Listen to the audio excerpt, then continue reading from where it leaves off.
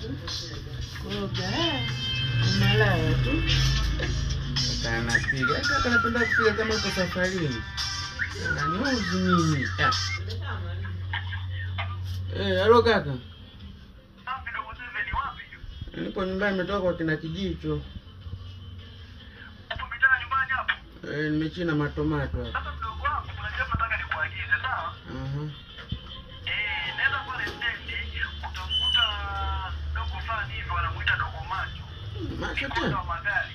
Jina. Kwa nenda kaniandalie mzigo wangu pale. Kaka, mbona mzigo ninao? Mbona ninao mzigo?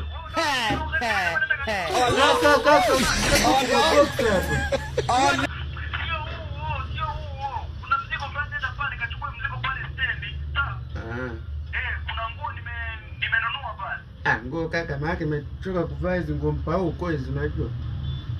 Hapana dogo zile sio hivyo. Mimi nimemnunulia shemeji yako, sawa? Kuna shemeji yako fanya leo anatakiwa atoke kiwanja maskani pale. Kwanza leo unatakiwa uende kwa rafiki yako Juma.